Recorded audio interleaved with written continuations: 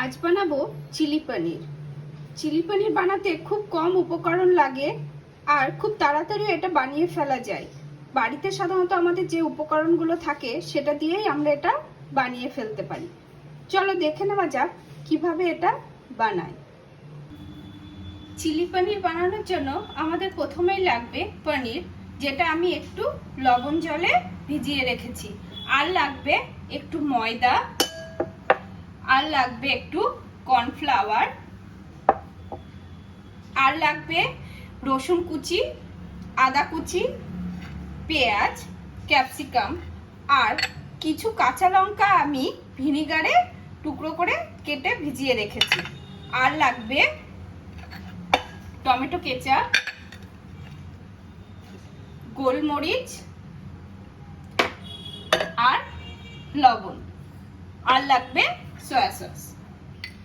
প্রথমেই আমি ময়দাটার মধ্যে 1 চামচ কর্নফ্লাওয়ার দিয়ে আর একটু গোলমরিচ দিয়ে ভালো করে মিশিয়ে নেব।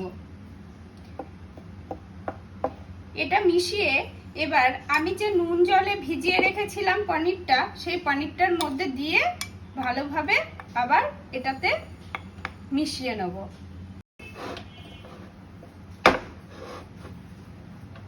এবার একটা পাত্র গরম করে আমি তাতে কিছুটা সাদা তেল দিয়ে দিয়েছি।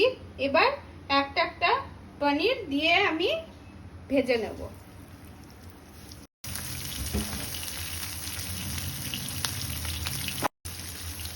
আমার পনিরগুলো ভাজা হয়ে গেছে।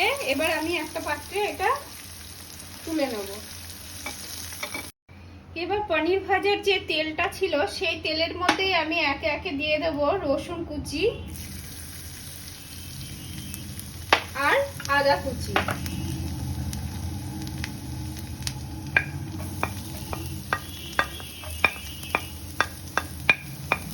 আদা আর রসুনটা একটু ভাজা ভাজা হয়ে গেলেই আমি এর মধ্যে দিয়ে দেব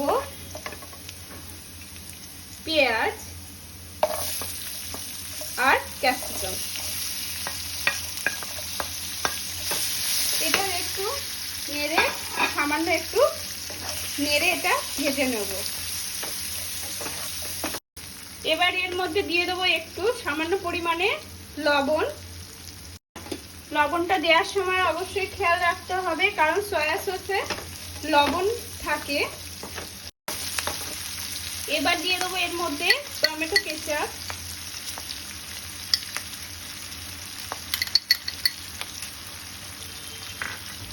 আর দিয়ে দেবো সয়া সস।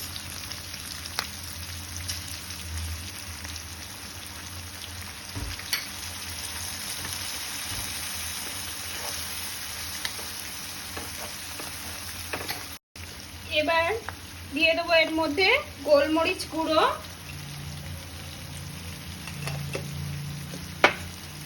আর দিয়ে দেবো কর্নফ্লাওয়ার একটু জল দিয়ে গুলে।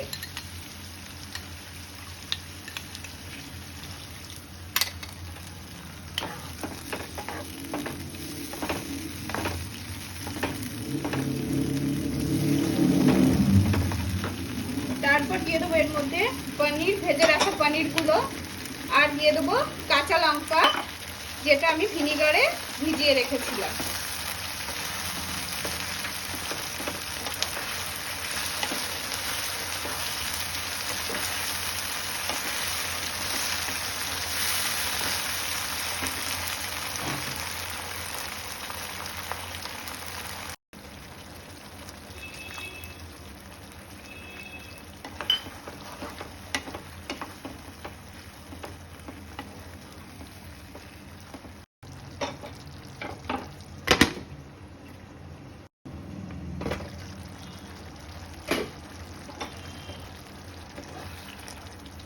আমার চিলি পনিরটা রেডি হয়ে গেছে। এবার আমি একটা পাত্রে এটাকে নামিয়ে নেব। আমার চিলি পনির রেডি হয়ে গেছে।